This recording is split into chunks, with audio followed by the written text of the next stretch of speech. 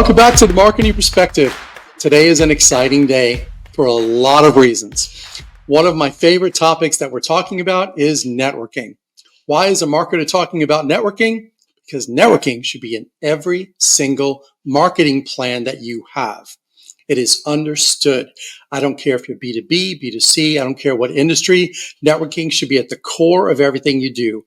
Why is that important? Because if word of mouth marketing is not at the top of the list, and this coming from a traditional advertiser who makes money when you spend money in advertising, word of mouth marketing needs to be the most important thing. Why? Because it speaks into your internal culture, it speaks into the quality of your product and service, and it also speaks into your sustainable brand growth long term.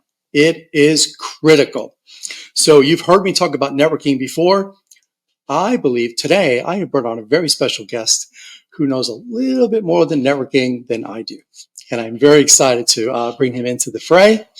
Before I do that, I want you to understand that networking is so important to me, and it should be important to you. I'm going to ask you to do a little test. In your head, I want you to think about the 5 wealthiest people in the world today. Try to name them. And then name the last 5 Heisman Trophy winners in a row. And then one more. How about the last 5 people that won the Nobel Prize? It's not that easy, right? It's difficult. All right, let's flip the script and do something else. Now think about a teacher or coach that made a significant difference in your life. What about an individual that helped you through a difficult time? A person that appreciated and heard you. Did those faces and names pop up a lot faster than the first round of questions? Of course they did. It's kind of obvious that that would happen. Why? Because real networking is relational. It is not a transaction. We need to understand how to really connect with one another, even if it is just business to business, sales to sales. You are building relationships with these people, and networking is critical to your success. So I hope you're with me on that one, because sometimes I feel like I'm alone on the show. I would like you to chime in. As you know, I always ask if you get a chance to email us or text us or on social media, comment on the show. Let us know what you're thinking, especially after this one. I believe you're going to be quite excited about it. So that was one of my favorite examples. Now I can go on and on regarding the importance of networking today, but you're really not tuning in to hear me talk about networking. I would like to introduce my very special guest. Today, my guest founded BNI in 1985. That's your first hint. He is dubbed the father of modern networking by Forbes and CNN and probably even more. BNI now has 11,000 chapters in 76 countries throughout populated continents around the world. I'll have to ask him, but I believe it's the largest networking organization in the world to date. 15.2 million referrals were generated, amounting to $23 billion. And that might just be this year. We'll find out. He is a New York Times bestseller. He has written 29 books to date. His newest book, by the way, The Third Paradigm, is, I think it's available right now, but we'll find out in a few minutes. He is a columnist for entrepreneur.com. Do you know who I'm talking about yet? Come on, raise your hand. I know you do. He has been a university professor. He has been a guest on numerous TV and radio shows such as CNN, BBC, The Today Show. That one I'm really jealous about, just for the record. NBC, and on and on and on. His big claim to fame, though, is he is an amateur magician, which I really would like to hear more about. And he's also a black belt in karate, so do not mess with him. It is my honor and privilege today to introduce the one and the only Dr. Ivan Misner to you, to our show. Dr. Misner, thank you so much for coming on. It's great to be on the show. Thank you for that wonderful introduction. And the Today Show was a hoot. Most of the funny stuff that I could tell you, I'd have to do off air. I wouldn't repeat it here, but it was a lot of fun. I appreciate that, as does my listeners. You know, that takes me to my first point. One of the things we're going to start to talk about is the power of networking. But before we do that, you and I were introduced by a man that we both know, Frank Durafley, who's a friend and longtime colleague of mine. And years ago, I helped, and I was involved with and marketed one of your books, Business, Networking, and Sex. ... Not what you think. And it was that book that got me on the Today Show, by the way. Well, that makes sense. Speaking of all the off-color comments, because yeah, right. I remember watching. And by the way, all those off-color discussions were done off air, not on air. Oh, thank goodness. But I do remember you being interviewed when you were doing the book tour.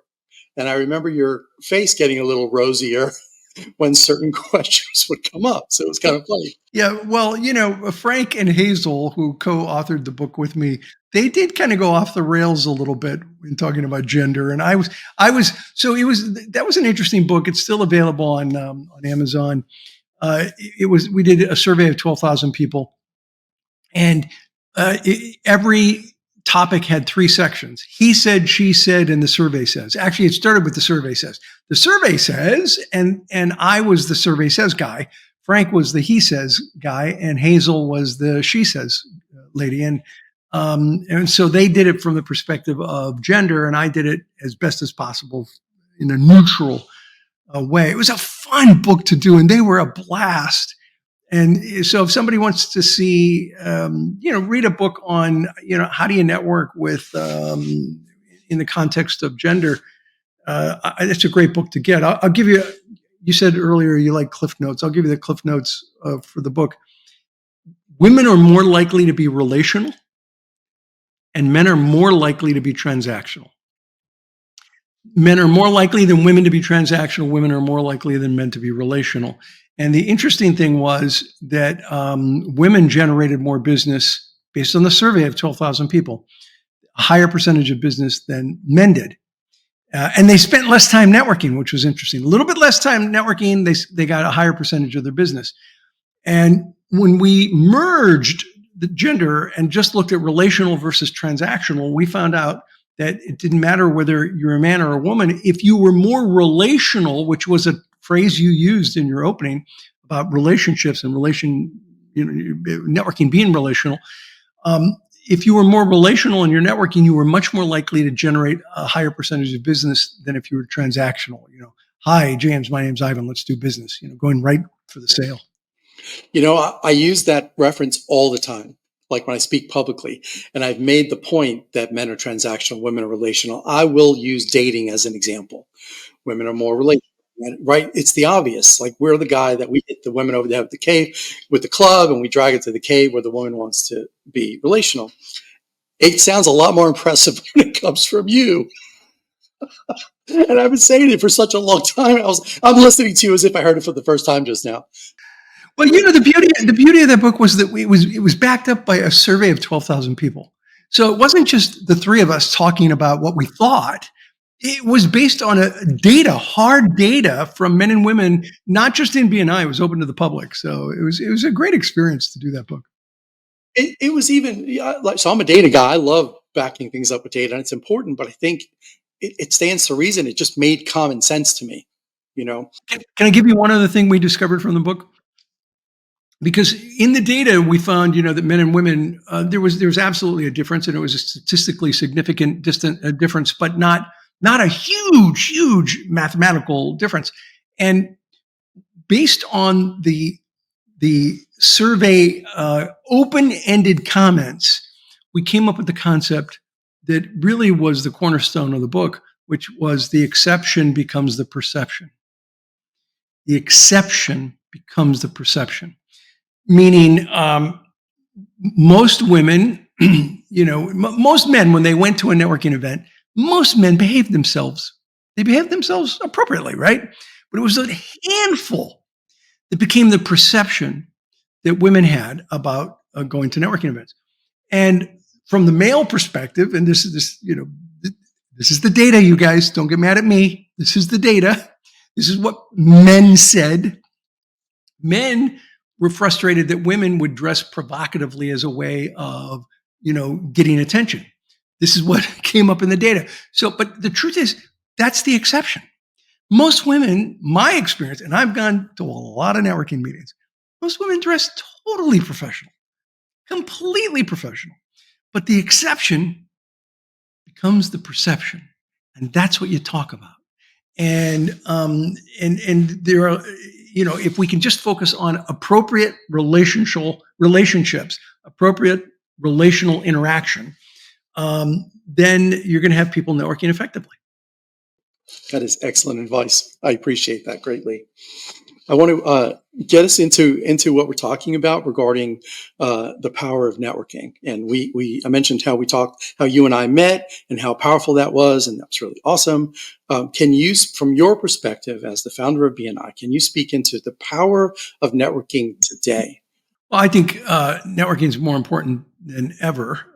You mentioned in the introduction that you're an advertising guy, and this may surprise you, but if you've read my material, it won't.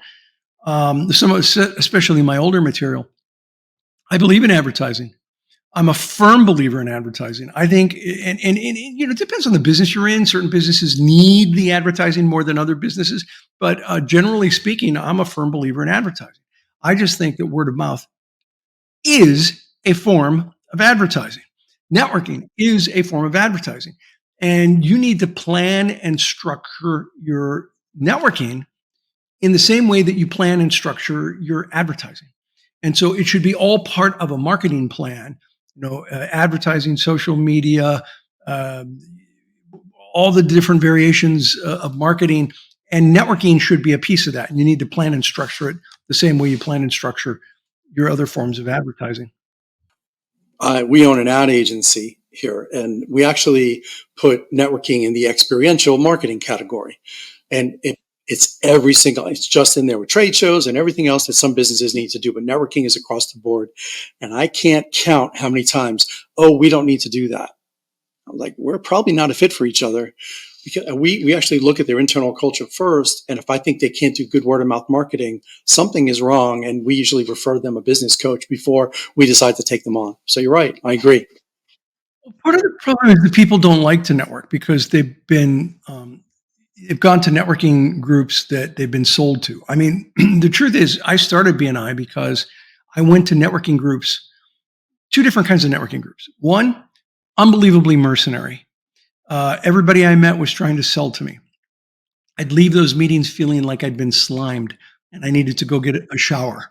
It was just nasty. And then I'd go to these other groups that were totally social. It was happy hour and hors d'oeuvres. Nobody was wearing badges. There was no business being done. I didn't like either of those groups. What I wanted was a group that focused on business, but wasn't mercenary, and a group that focused on relationships, but wasn't totally social. And so what I formed back in 1985 was one group. I didn't have this vision at that moment of 11,100 groups, but taking business and relational and merging it with this principal core value of giver's gain, this idea that if I help you, you'll help me, we'll both do better as a result of it. And so most people don't like networking because they don't know how to interact. They've been sold to. It's a skill like anything else. Just like you teach people how to do a good ad, people have to learn how to network effectively. And the problem is we don't teach it in colleges and universities anywhere in the world. So I've been in BNI for 18 years. And I started in the Hudson Valley when I was in New York. That's where I met Frank Girafoli. And now I'm in Nashville. And in that time frame, I mean, my first 2 years, I'll tell you, my company netted $1.2 million that year. And it was the first year in BNI. And the majority of the money came from BNI. So for a traditional ad agency to make money in a word of mouth marketing organization, BNI had to be doing something right. So I started waving the flag, drinking the Kool-Aid. I was a big fan. And I would tell everybody that BNI works and here's why it works. And I can tell you that I look at BNI like, because I was an AD. I don't know if you knew that. I was Frank's AD in Hudson Valley. And when Assistant director, yeah. Yeah, correct. When I read the book, it's perfect on paper. But then you put people in the room and it messes it all up. Yeah. Yeah, I understand. Believe me. And I'm sure you probably, I built this thing and you take it and you don't follow the rules and then you wonder why it's not working correctly. And yeah, be a biggest I get it. pain, right? when you mentioned before about when you started BNI, and you didn't know it would get to this point, but what did you envision? Because every entrepreneur that I know starts with, here's where it is today, here's where I want to take it. So what did you see back then? Well, I got there. It just took me about a year to get there, because when I started BNI, to get referrals from my consulting business. I was a management consultant, and I didn't like the mercenary groups. I didn't like the social groups. So I formed a group that I thought was the kind of network that should exist. And someone came to me, and as you know, James, we take only one person per professional classification. And so she couldn't join because her classification was taken. And she asked me if I would help her open a second group. And I actually said, no, this isn't what I do. I don't run networks. I'm a business consultant. And so she's like, well, this is kind of consulting. You're helping me build my business. I thought, well, that's a stretch, but okay, fine. So we opened a second chapter. Two people came who couldn't join the second group because of a classification conflict. And they said, hey, would you help us open two more groups? And I'm like, no, this isn't what I do. I'm a business consultant. And they talked me into it. And at the end of a year, we had 20 chapters, 20. And I started in January. By December, I always take time off around New Year's to reflect, to look, where do I want to be next year? Where do I want to be in 5 years? How was last year compared to my plan? Well, that year is like, what the heck just happened? This was not in my plan at all. And that was my Brody moment. Okay. Do you remember the movie Jaws? Sheriff Brody, at the end of the movie, is throwing chum out into the ocean. And for the first time, you actually see the shark come out of the water. And it's like he almost has his hand taken off, throwing it out there. And he turns around to the captain. And what's he say? You're going to need a bigger boat, right? That was my Brody moment. And I thought, okay, I'm going to need a bigger boat. This is going to be way bigger than I anticipated. And I started thinking that week, it was December 1985. Why? Why did this take off so well? And that's when it hit me. Like I said earlier, we don't teach this in colleges and universities. It's just not taught. And so people are hungry for networking, but they want to do it right and have a system and a process. They don't want it to be social. They don't want it to be mercenary. And so that was the point at which I then sat down and created a plan to scale the business. And we're working now on 40 consecutive years of growth, year on year on year. Every year, we're at almost 40 years of consecutive growth. Even during COVID, we grew. Right. And you went mostly online and completely. Video. Yeah. I mean, we literally when COVID started, we had 9,800 groups meeting in person every week. Can you imagine moving 9,800 groups from in person every week to online? That was a massive pivot of our organization. But we did it. We pivoted 9,800 groups, and we grew that year. We at the end of 2020, we hit the 10,000 chapter mark during the middle of COVID. Well, the middle of COVID, and we've continued to grow since then. Now, since then, we've gone to 68% in person, 16% totally online. And by the way, in 2019, if I'd have said in a few years, 16% of 16% totally online, 16% hybrid. They meet once a month in person, the rest of the month online.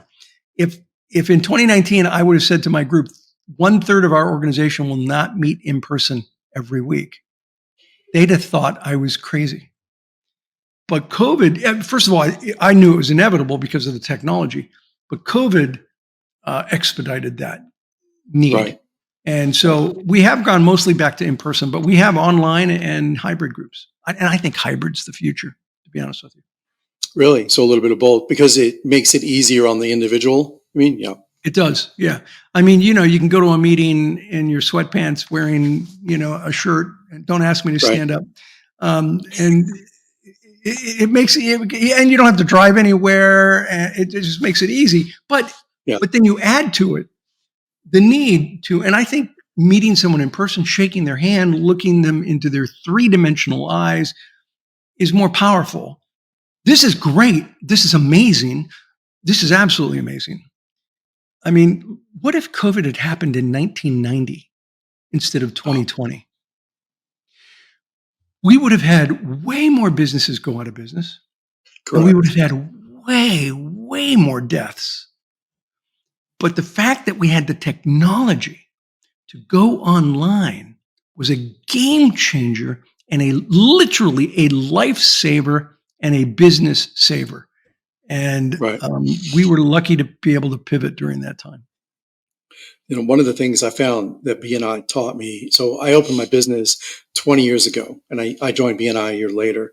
Um, I didn't want to be a business owner. I loved what I did for a living. I was corporate, worked in the city. 9/11 ended my career in New York. My listeners Mm, know the story. And it made me an entrepreneur. It kind of forced my hand that year because advertising died in New York for almost 2 years after mm, 9/11. So here I am, a business owner. I didn't know all the things I didn't know. And I was a really good consultant, but I didn't realize I was good at sales because I was a good consultant. mm. I don't sell. It was funny. It was Frank, who was my consultant at the time, who would say, well, do you go in front of the person and you ask questions? Yes. He goes, do you take that information and come back with a proposal? Well, yeah, but Yeah, it's discovery. He goes, uh-huh. Do they get a signature? I went, well, yes. He goes, uh-huh. He goes, you're in sales. yeah, And he you're in said, sales, but you do that's it. right. You do consultative sales. You're Correct. helping to solve somebody's problem rather than let me sell you this widget. Correct. So I was always natural at it. BNI definitely honed my skills. It made me a better public speaker. It educated me on really right and wrong when it comes to networking. And my biggest pet peeve as a networker now, as a BNI, or more importantly, is I can see a bad networker coming from a mile away. I guarantee that person just going to walk up to me, barely introduce themselves, not ask me any questions, hand me their card, give me their pitch. I'm like, why would I want this information? I know nothing about you. You could care less about me. I want to know from you, from we'll say the horse's mouth, uh, what do you think the core strengths are of a great networker? Well, I think there are a number of ways that one can be great at networking, and let's take it from the perspective of introvert versus extrovert. There's an assumption that an extrovert is a natural networker. I would confront that assumption. Um, Extroverts are great at introducing themselves. They have no problem talking to people. They'll walk up, they'll introduce themselves. But what's their favorite subject? Them. Themselves. That's right. And so an I wanted to extrovert, say, I'm sorry, what did you say? yeah, I mean, the extroverts love talking about themselves, and there's Right. nothing wrong with that. That's fine. But if you want to be good at networking, a good networker has two ears and one mouth and should use them both proportionally. It's almost like an interviewer, a great interviewer. You're interviewing me. You're asking me a question. What are you letting me do? You're letting me elaborate. Right. That's what a great networker does. A great networker asks a question and lets the person elaborate. So extroverts are great at meeting people, but they have to learn how to shut up and ask So questions. listening. They ask questions and listen, right? Mhm. Ask something, then pay attention. Ask something else, then pay attention. Now, introverts, they assume that they're not good at networking because they have a hard time meeting people. But I would argue that they really can be very good at networking because they're great listeners. What they have to learn to do is to meet people. And there are techniques that I've talked about in many of my books about how does an introvert meet people. But once they meet them, they're really good at building a connection because they'll ask a question and they'll listen. So the bottom line is both have strengths and weaknesses. You kind of have to know which one you are, an introvert or an extrovert, and then learn how to take that strength you have, use it, and then that weakness you have and develop a skill set in that weakness that you have. And if you can do that effectively, you'll be very good at networking. That's great. Do you see, other than listening, do you see any other blind spots that a networker could have? Yeah, I think most networkers use networking as a face-to-face cold calling event, which you basically said somebody comes up, hands you a card, and wants to sell you something. I did an event in London years ago, and I asked everybody. There's about 900 people there. I said, "How many of you are here today?"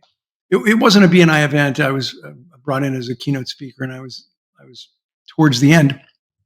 I watched everybody networking, and I said, "How many of you are here today hoping to maybe, just possibly sell something?" James, 900 people raised their hands. The entire room raised their hand. Like, great, that's fine, super. I said, how many of you are here today? Second question. How many of you are here today hoping to, maybe buy something? Nobody raised their hands. Not one single person. This is what I call the networking disconnect. People show up at networking events wanting to sell, but nobody's there to buy. So why go? Here's why. And this is you asked for an important concept. This is the concept. Go to networking events to work through the VCP process: visibility, credibility, profitability. You've been in BNI a long time. You know this. Many of your listeners may not. The first, you have to be visible. People have to know who you are and what you do. And once they know who you are and what you do, then you got to move to credibility. And that's the one that takes the most time, where they, really get to trust you, become credible. They know who you are, they know what you do, and they know you're good at it because you build a good reputation. That's the second phase. The third phase is profitability. And it's not just profitability where somebody's buying your product or service. It's profitability where someone is referring you to someone else, because this is a referral process. So first you be visible, then you establish credibility, then it leads to profitability. What tends to happen is that people try to jump over visibility, over credibility, and get right to profitability. And it was in the gender book, the Business Networking and Sex book, that we came up with this phrase called premature solicitation, which you don't want to say fast 3 times, it'll get you in trouble. Where you just jump over and you try to get right to profitability, and that doesn't work in networking or other things. It definitely doesn't work in networking. So when a networker does all the right things, if they're really drinking the Kool-Aid, don't say drinking the Kool-Aid, because that's a cult. So okay, so the word cult. It's a cult. Yeah, the word cult. First of all, BNI is not a cult. If Nope. BNI were a cult, everyone would do what I tell them to do, and they don't. I try, but they don't. But a cult leads by fear and intimidation. We lead by support and giving. That's right. And the word cult is a form of the word culture. And so I think culture eats strategy for breakfast. Culture is the secret sauce for a successful organization. And so I love the culture that we've created of giving. And that's really the way I would describe it, rather than the Kool-Aid. When I hear people say the word cult, usually they're the ones that are trying to do their own thing and do it just a little bit differently and take your model, but tweak it just enough to not get slapped. So, I think it's an incredible organization. So what would they expect from the outcome? When a good networker is really doing their job, I'm not saying mathematically. I just mean what would they eventually start seeing if they're doing a really good job at networking? Well, the first thing that if they're doing a really good job, they're doing really good weekly presentations. Let's take it in a BNI context where we're meeting every week, or a group like BNI where they're meeting every week and they're doing presentations. But the thing is, you have to remember that you're not trying to close a sale in these weekly presentations. You're trying to train a sales force. You're teaching people how to refer you. So if you're doing that and you're doing one-to-ones are really important. And we've got data on this that shows that you can actually double the amount of business you generate by doing more one-to-ones with people in a networking group, because it's that building, it's that relationship building. So, and we have hard data on this. It was a study that was done in Europe in BNI, and we found that people who did 4 one-to-ones a month versus 1 one-to-one a month actually received twice as much business. I mean, come on, think about it. Would you like to get 100% more business if you just do one meeting a week? Yeah, I would. So, it's one of the things. So if you're doing all the right things, you should be generating a fair amount of business. But remember this, the credibility takes time. Networking is a marathon, not a sprint. And so in a number of my books, and I know you've seen this, we have what we call the time confidence curve, that it doesn't matter what business you're in, it takes a certain amount of time before people have confidence in your ability to provide a quality product or service. And your business determines the amount of time to some extent. For example, a florist, the time confidence curve is quick, right? You hit that confidence level pretty quick. A printer might be a little higher. A real estate agent higher. A financial planner investing somebody's retirement income is at the top of the scale. So you have to think about what business you're in and understand the time confidence curve as it relates to your business, and then work towards achieving credibility at that right time confidence curve where you're generating enough business to really, really make the networking worthwhile. Remembering that you still have to advertise. There's nothing wrong with advertising. I'm a fan. Preach it. Yes. And by the way, and this isn't new stuff. This isn't new stuff, and this isn't just because I'm on your show. You can go back to my book that I wrote in 1994 called The World's Best Known Marketing Secret. And you will see in that book, it's now in its 4th edition, but if you went back to the first edition written in 1994, you would see a section on it where it says advertising is important for a successful business, and word of mouth is a form of advertising. And in the same way that you do traditional advertising, you should also do word of mouth advertising. But I've been saying this literally for 30 years. And we don't even preach to some industries, like business to business focus. They don't really need to advertise as much. It's more marketing. And there's a difference between advertising and marketing. It's more of a B2C kind of thing that they would need to really advertise. And right now what's going on, I think this is very timely, which is why I like that we were able to get it in now, so that this will launch in mid-September, by the way. Consumer confidence is down out there for 20 million reasons that are going on. Right. Yeah. Right. So with that happening, people are rolling quarters a little bit more. And I'm seeing that people are not making adjustments in their marketing effort or their networking effort. And going back to your VCP principle, which is very true, they are trying to jump the gun and get right to profitability. New people are coming in and they're viewing their chapter or even a different networking organization as, oh, if I don't make money in like 5 minutes, I'm leaving. Well, what did you bring? What did you bring to the table? Are you helping others? Are you listening? Are you taking part? Are you building relationship? So when I say those things, it's easier when everything is great out there, but when it's not great, people get a little antsy.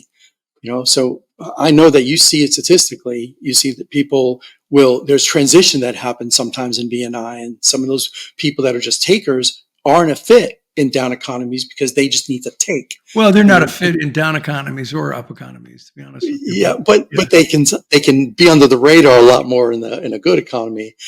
It'll be a better perception for them. So you got to set a baseline for people and say, look, networking is a marathon, not a sprint. You're not going to get business overnight. It takes time.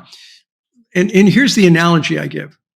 Okay, so let's say you plant an orange tree, brand new, little orange sapling, right? You plant it and you water it and you care for it for a year. Are you going to get any oranges?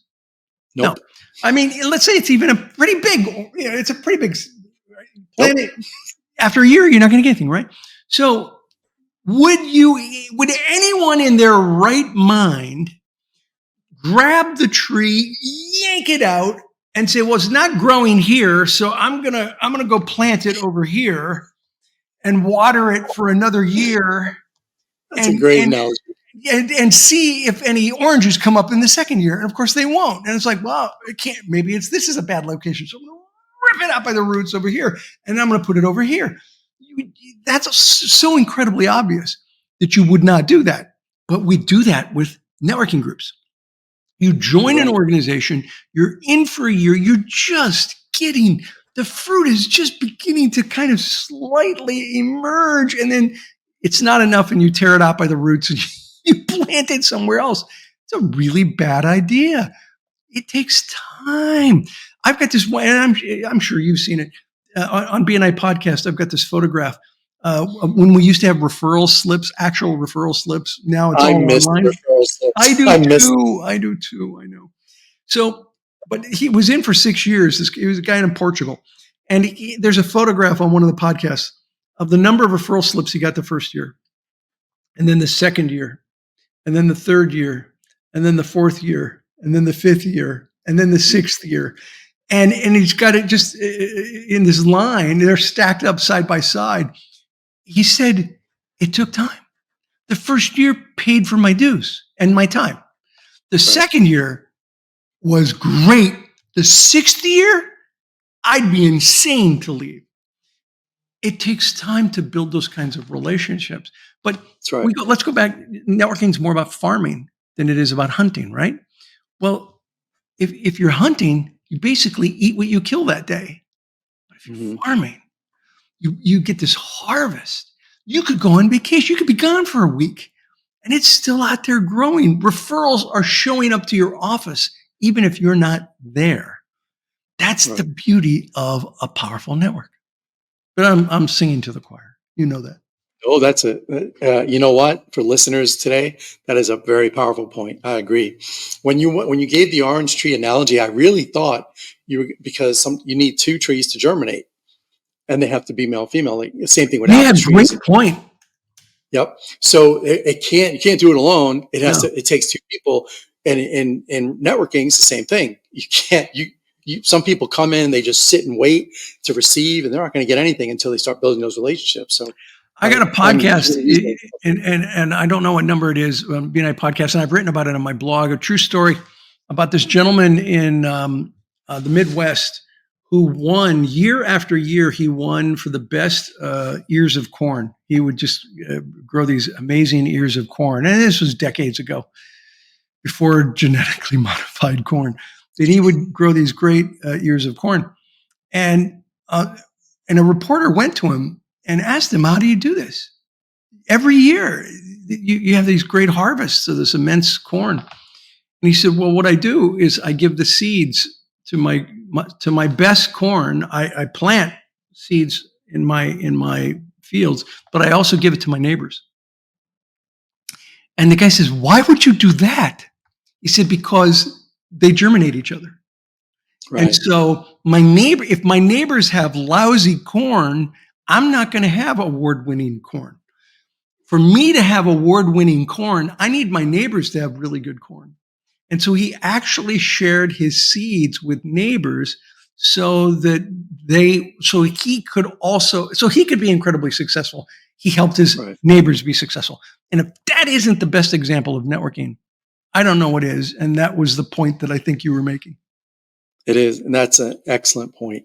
My favorite thing to do is to put two people in the room together and get out of the way. Yeah. And let them see value in one another. And I love being able to do that. Will it come back? Somehow, some way it does eventually. Yeah, but one way or another. And it comes back sometimes in ways you would have never expected. That's right. Agreed. I'll tell you a quick story if you got the time. I'll tell you a quick story. Yeah, please. I call it the butterfly effect of networking. And the butterfly effect is part of chaos theory, which is a division of mathematics. And it says that the flapping of the wings of a butterfly changes some minute thing in the weather, which is just some minute thing in the air that changes something else, that changes something else, that changes something else, that changes the weather. Okay? That's the concept of chaos theory. And the butterfly effect is part of that. And I once was on Necker Island in the Caribbean, and I had to write an article for entrepreneur.com that day, and I had no idea what I was going to write, and I was really struggling. And the only place that I had internet, this was back in 2007, the only place there was internet was in the great room on Necker Island. And up walks Sir Richard Branson of Virgin Atlantic, Virgin Galactic, Virgin Voyages, everything, right? Virgin everything. And he walks up and he says, so what are you doing? I said, well, I've got an article, the deadline's today, I got to send this article in. And this is the only place where internet back in 2007. he said, "Oh, listen, I get it. Deadlines are important, but when you're done, we're all down by the pool at the ocean and on the ocean. Come on down and join us. Let's have some fun. And if I don't see you down there, sit next to me at lunch and tell me more about this networking thing that you do." And he walked off. And I remember James sitting there going, "Dang, how did I get here? How did I get here where this billionaire comes up to me and says, 'Hey, you want to come out and play?' And if I don't see you out there, sit next to me in the lunch room and let's talk, right?" How did that happen? And that's when my article came to me, because I couldn't think of what to write. And I wrote about the butterfly effect of networking. Because, to take it back to your statement, you never know where an introduction can lead you. I got on Necker Island. Necker Island, by the way, for those of you who don't know, is Richard Branson's private island in the Caribbean. Okay. I got onto Necker Island because of an introduction 2.5 years earlier. Not an introduction to a CEO, not an introduction to a multimillionaire, an introduction to a solopreneur life coach. And that introduction led to another introduction and then to another one, and then to another. And this is the butterfly effect, right? It was the ripple effect. One after, and it took 2.5 years. And 2.5 years later, someone said, "Hey, there's a seminar going on Necker Island. You're invited if you'd like to come with your wife." And we went. And I remember I called, the woman's name was Kim. I called Kim, and we'd kind of stayed in touch over the 2.5 years. But I called Kim and I said, "Kim, I want to personally thank you for introducing me to Richard Branson." And I remember Kim on the phone going, "Ivan, this is Kim George. I don't know Richard Branson." I'm like, "Well, let me tell you a story, Kim." And I tell her how the introduction to her led to something that led to. So your point is so relevant to networking, that you never know who someone knows, but more importantly, than who they know, and then and it's all about building relationships along the way. If it was just a transaction, it would have never led to another introduction and another introduction and another introduction. They were all relationships that led to another introduction and another introduction. And that's the key to networking. I agree. A couple of weeks ago, one of my chapter members, because I announced that you and I were going to get to speak, "Oh my gosh, how did you get Dr. Ivan Misner on your show?" I said, "I asked." I just asked. We know each other through this, and to your butterfly effect, it was 3 or 4 different steps. And when you mentioned Richard Branson, by the way, do you happen to know the name Dinah Liversledge? She's a British woman. Yeah, Diane. Public speaker. Yeah. Yes. I know who you're referring to. Yes, I do know her. Her story refers to Richard Branson. Yeah, wasn't that the she was in a wheelchair. Yeah. Yes. Well, I was speaking at an event, and she went on before I did.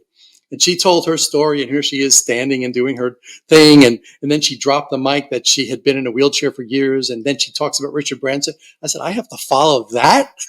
It's like, that sucks. So I had to somehow spin the power of brand, and how Richard Branson literally personally took care of the situation for her, because it was such a bad story that he solved the problem. That is a great story. And I'll tell you, I was back on Necker Island back in 2010. It was my second visit. I told him that story. Did he remember? I told him I know the woman who he, for those of you who don't know, Diane's, I think it's Diane, right? Her wheelchair. It's Dinah, D-I-N-A-H. Dinah, okay. So her wheelchair was broken on a Virgin Atlantic flight and was unusable. And she filed a complaint, and rather than the customer service, correct me if I'm wrong here, James, but rather than customer service reaching out to her, Branson reached out to her and replaced it with a better wheelchair than what she had. And she was just so unbelievably impressed. And I said, look, I know the woman who you did this for. And he's like, oh my goodness. I remember that. And he said, you know her? I'm like, yeah, I know her. And let me tell you something. She's going all around the world telling that story. And he's like, well, that's very nice of her. I didn't do it for that reason. I did it because Virgin needs to do a good job for its customers. But I'm really glad that she is happy. Yeah, the prelude to that was two other airlines did not do the right thing. It happened to her before, and she used to be a very overweight woman. Oh, it was a horrible story. And then finally, Virgin did do the right thing. And it turns out at the time, she used to travel the world because she worked for Pfizer back then. I'm not saying names because I want them to sponsor us at all. They If they wound were up, willing, you'd be okay. but I'd be okay. She did she chose what airlines the corporation used. So she switched their Nice. account to Virgin. Nice.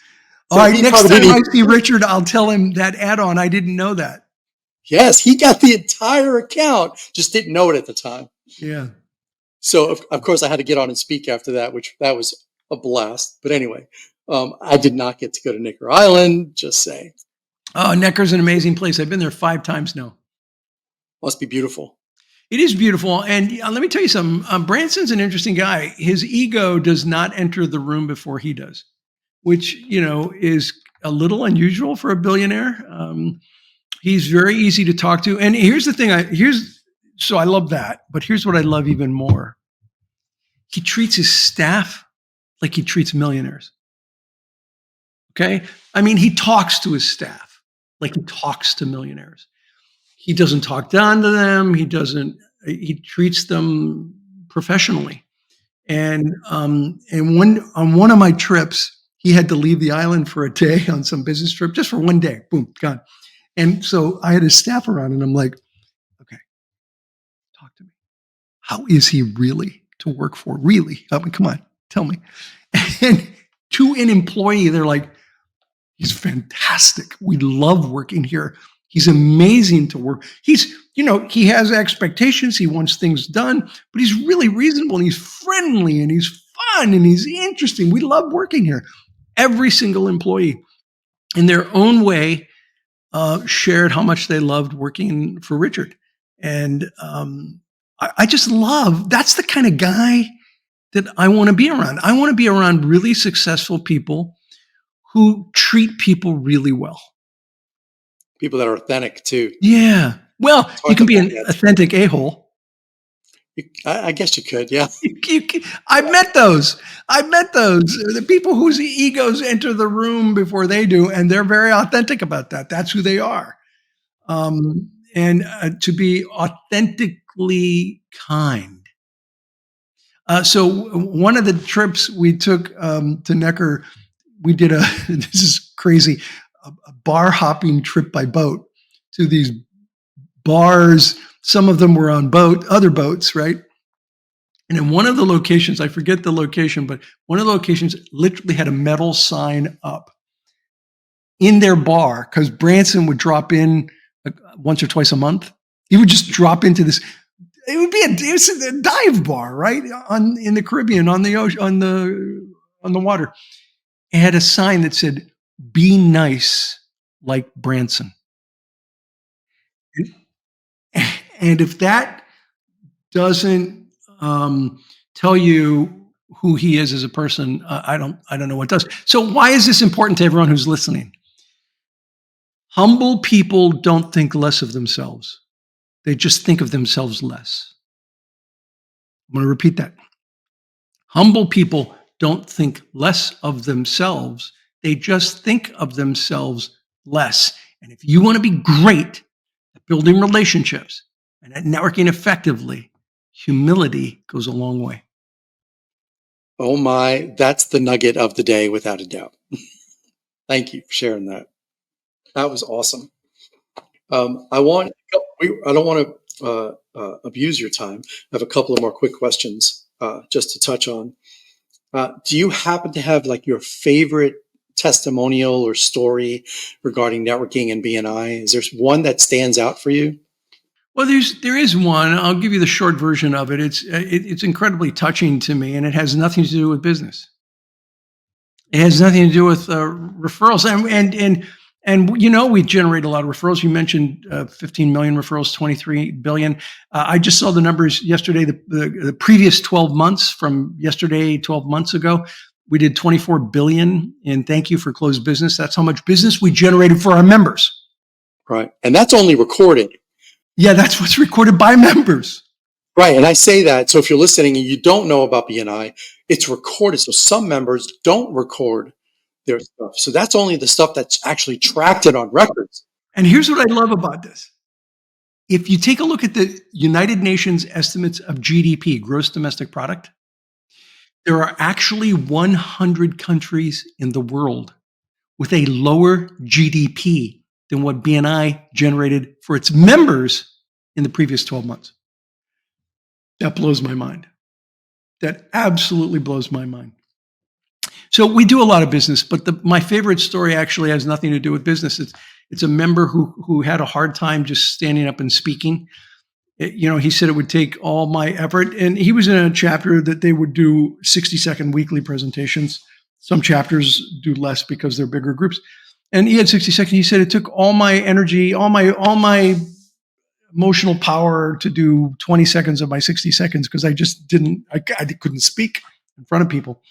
And he said I got better and better and better. And my wife and I decided that we were going to adopt some twin boys, fraternal twin boys from Kazakhstan. And the process took a year. And they were toddlers, these boys. I don't know, 4 or 5 years old, something like that. I don't know if that's a toddler or not, but they're around that age.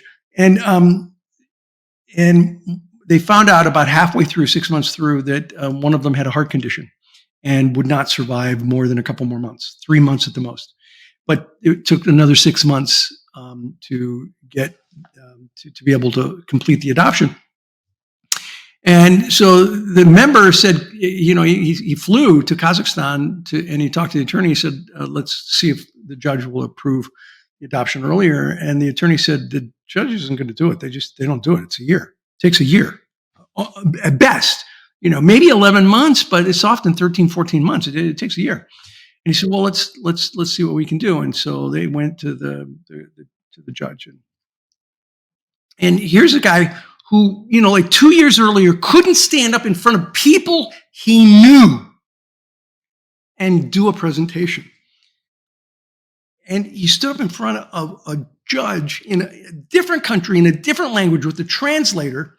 He stood up and he started, well, first of all, he asked the attorney, can I speak to the judge? And the attorney said, well, no, the attorneys only speak to the judge. And he said, well, we just ask him. And so he asked him, and the judge said, yes, fine.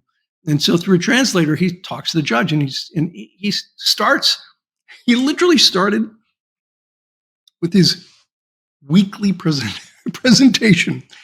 It was like, this is who I am. This is what I do. This is how I'm able to take care of these children. And he then did this really heartfelt thing with the judge where, this young boy isn't going to make it. Here's, you've seen the medical papers. He's not going to make it another 3 months. I have the ability to get him heart surgery and he can survive. And his life is in your hands. And the judge, took the gavel and went, approved. And he took the kids. On the spot? Wow. On the spot. Wow. That's powerful. It's hard. And powerful. If you didn't have that background, if you didn't have the ability to stand there and do that, it may not have happened, right? Yeah. And, to me, you see all this business that's generated in BNI and how people they've raised families, they have employees, they've had success. But that story to me is so emotionally powerful that someone who couldn't stand up in front of people he knew just a couple of years earlier could stand up in front of a judge in another country and convince a judge to do something that was just never done was a testament to the human spirit that takes place in a good BNI group where people are supportive. Because do you think he could have done that if he was in a chapter where the members were not supportive of him? His first year, he could barely talk, but they were there to coach him and help him and support him. And he got better and better and better. Because he got better, he was able to do that. I mean, it just all adds up. It's this ripple effect of giver's gain.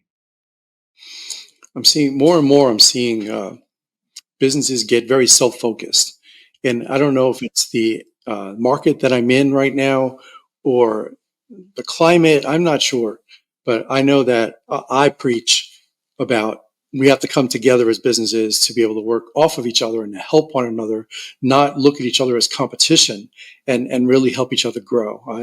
I'm involved in economic development in the county that I'm in, and I talk about it there. And I say we have to come together. We have to be as one, especially in down economies. If that's really what we're about to look at, I said this is the time to come together, because if we don't, a lot of businesses are going to go under. Historically, I've seen that.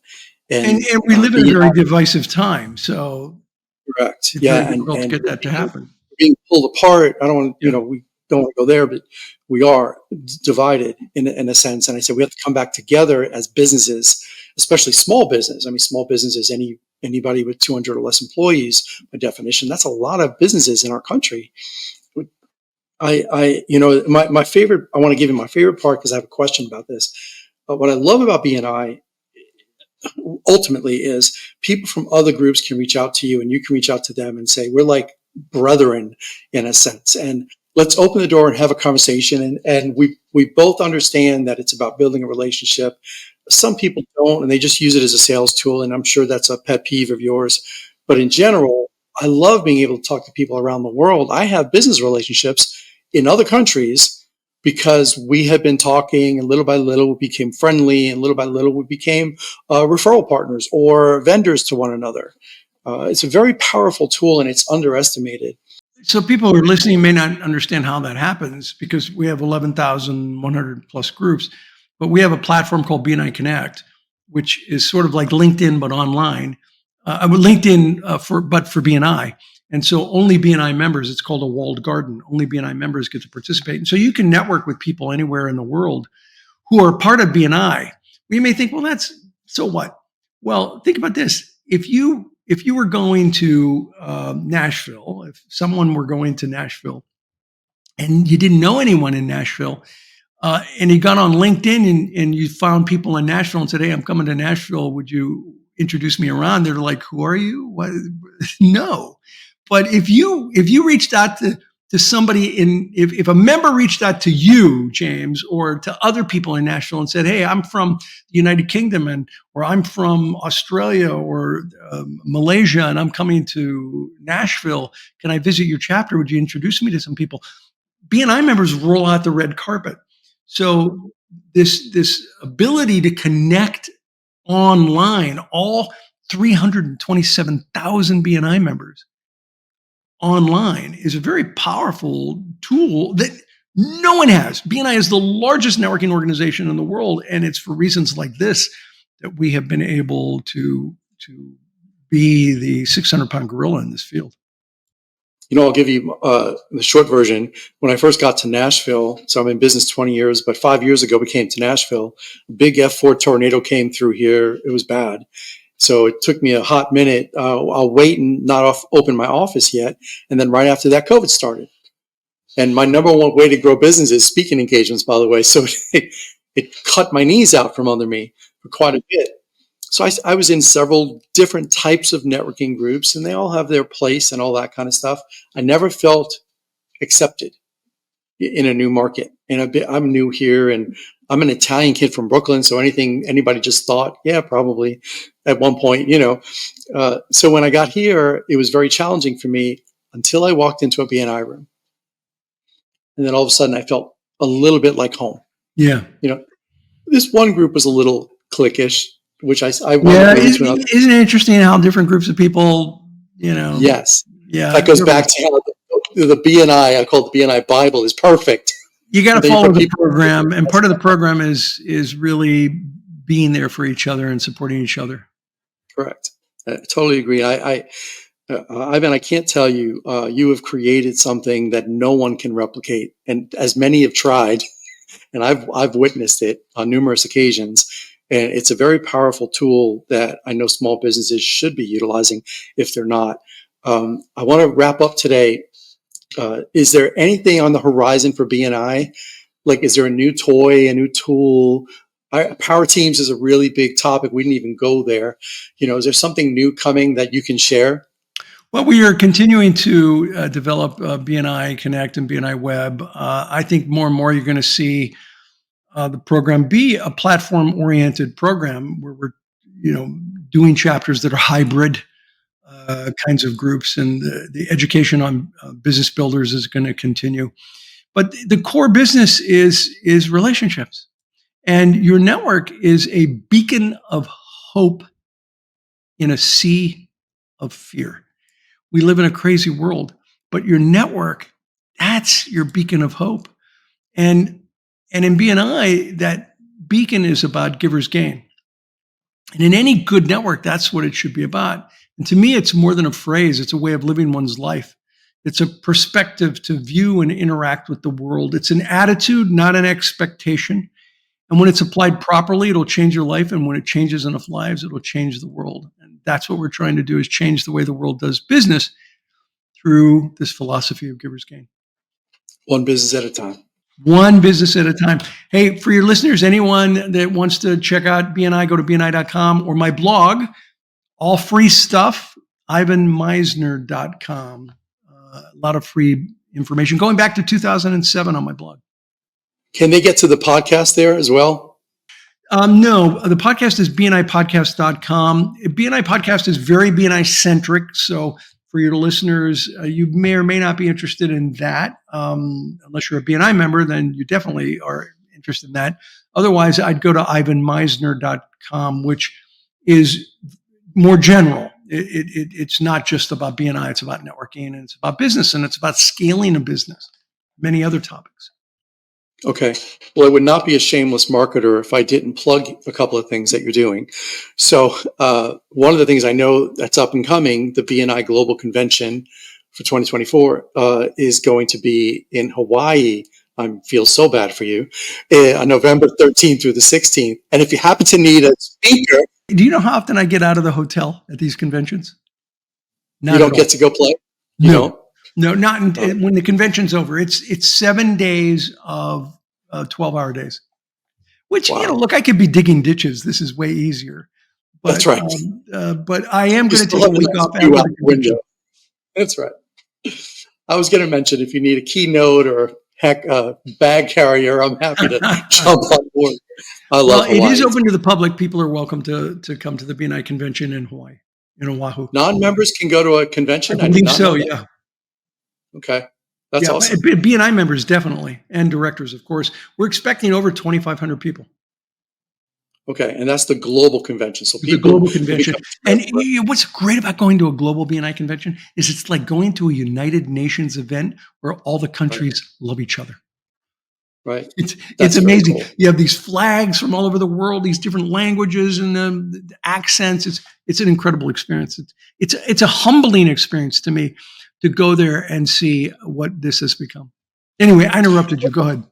No, you're fine. When is the next national convention? I don't think I have that. The next U.S. convention, I think, is in April, May, or June of 2025. I don't know which month, and it's in Houston, Texas. I'm in Austin. Okay. This is my home office in Austin, Texas, so it's about 3 hours from where I live, and it's sometime after April. Is that Big Sur? Are you in Big Sur?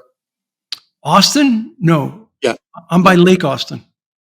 Oh, okay. Got it. It's funny, Houston, my only experience in Houston, I produced all the Monica Muffler commercials with George Foreman. Mr. Foreman only stayed in Houston. So we had to always go to him. And quick short story, I was on the back of a truck. We were doing production and we were shooting all these commercials. And I actually asked him the question that everybody asks him: why does he call all his kids George, Georgetta, Georgina? And I thought I was going to get, he legally can't touch me, but you never know. And he said, because it's all I have to give them. And I said, well, what do you mean? He said, because I worked really hard to make my name mean something. Because in that industry, boxers get abused and people steal their money and all. He said it was very difficult to go. It wasn't not just being the athlete I had to be, but I had to build a brand. And he used the term, I didn't use it. And he said, and that at that time, this is a while back, he was awarded the George Foreman Grill, which was $135 million just for his name.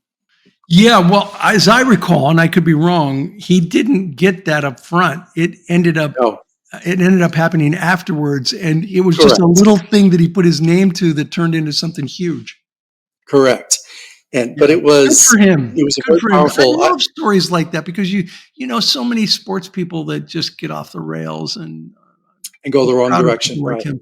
He's a pastor in Houston.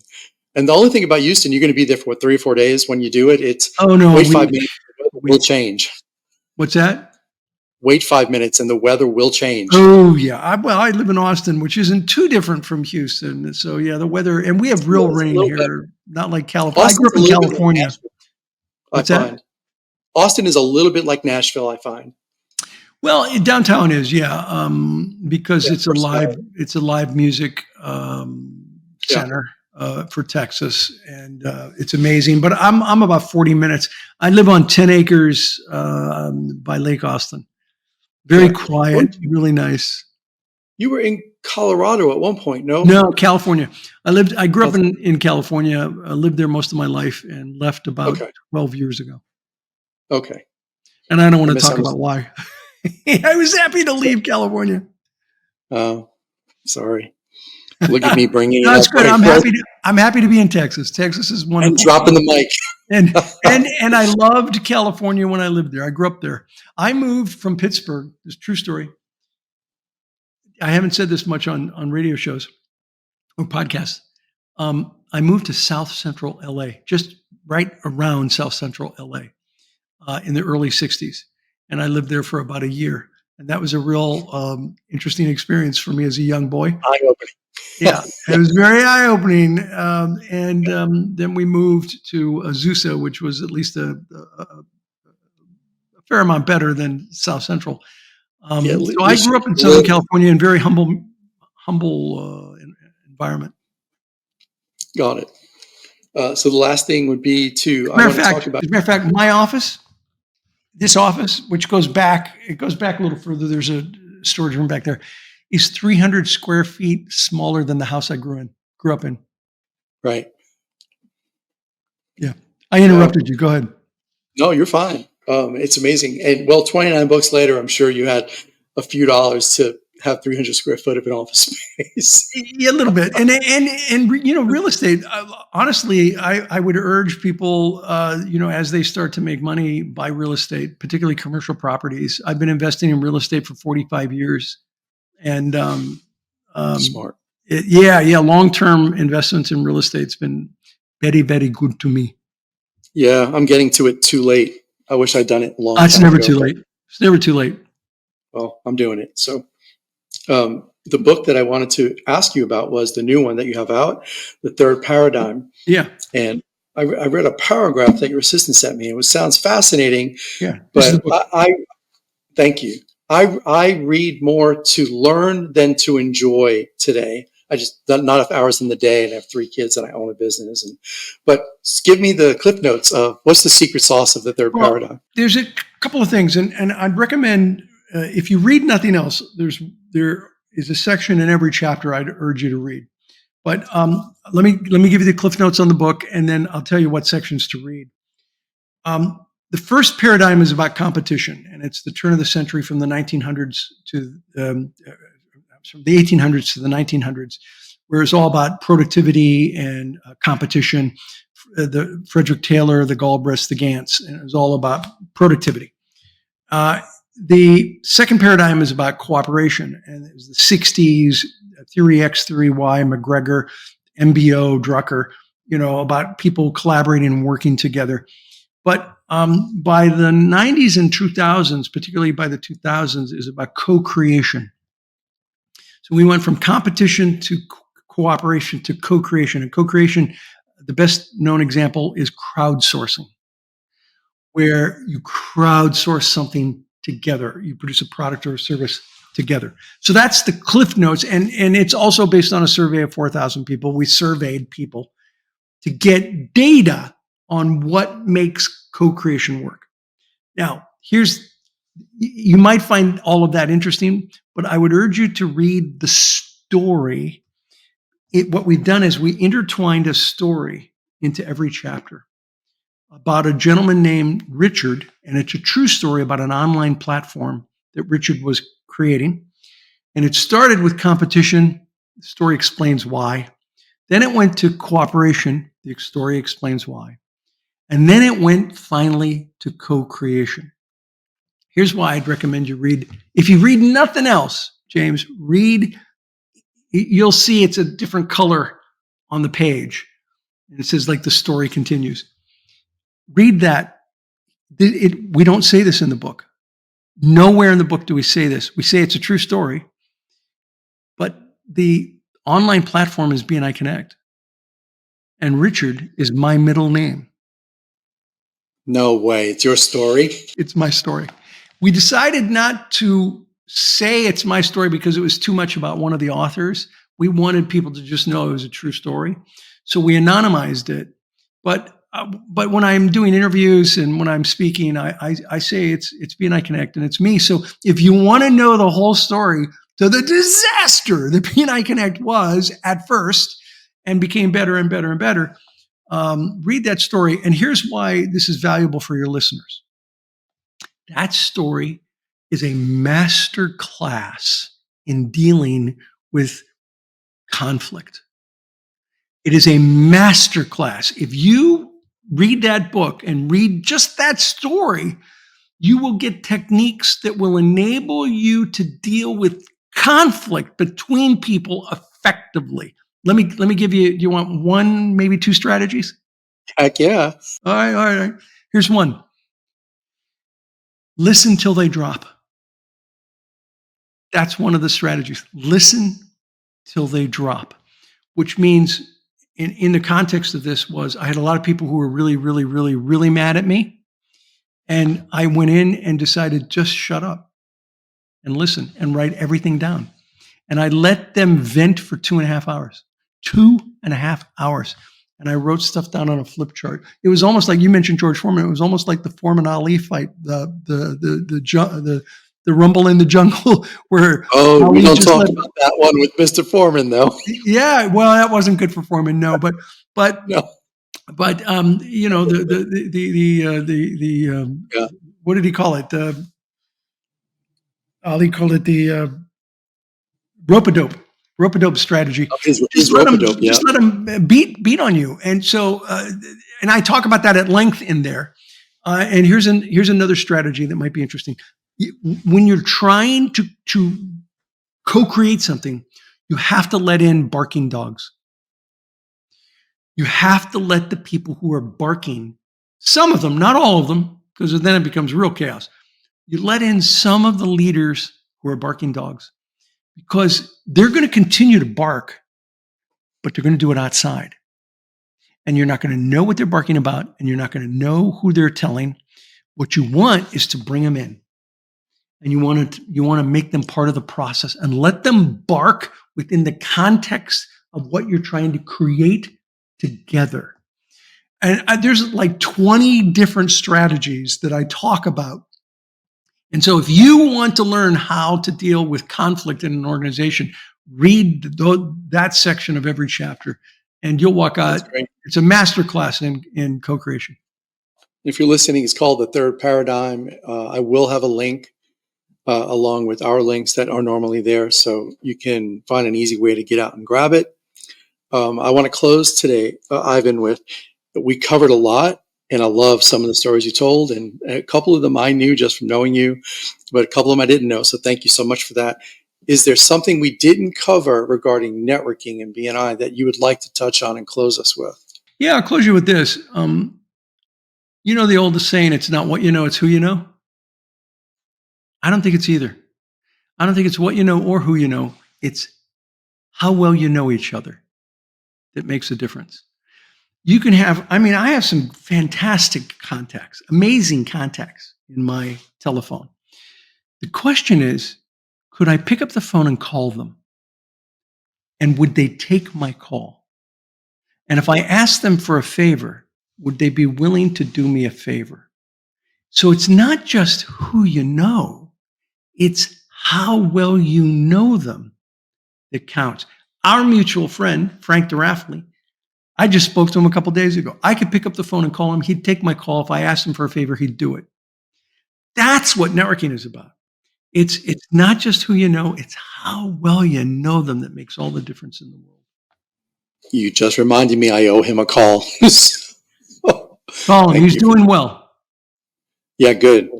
We both gone through some stuff that I'm aware of, and I want to reconnect with him and get on his back on his page. So thank you so much for being on. I can't tell you how grateful I am that you said yes. It was a pleasure to have you on the Marketing Perspective. For listeners today, I hope you learned something, because if you don't learn it from the man himself, you're just not going to.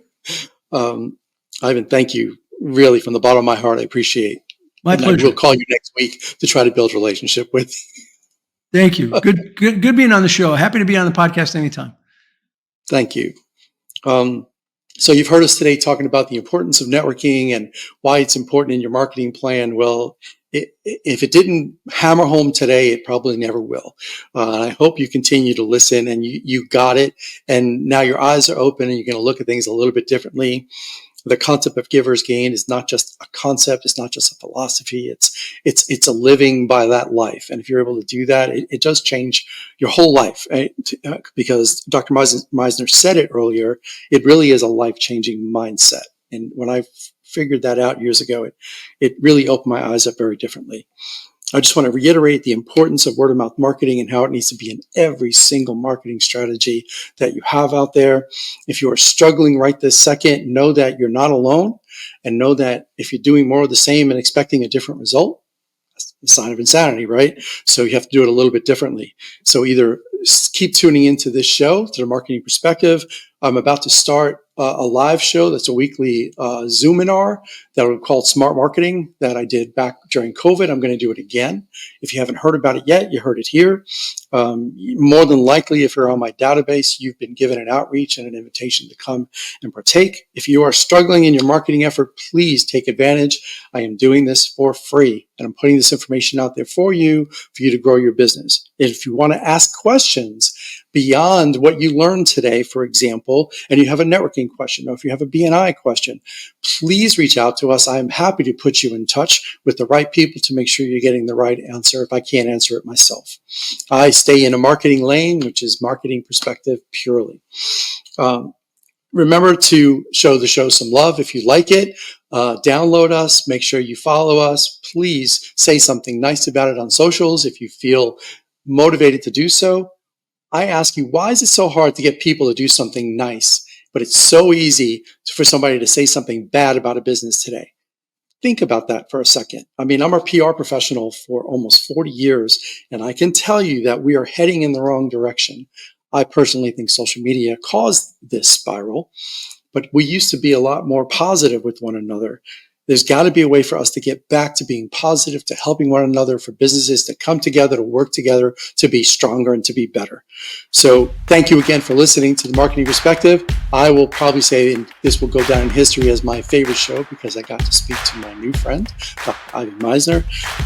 And I hope you enjoyed the show as well. And we'll see you next time on the Marketing Perspective.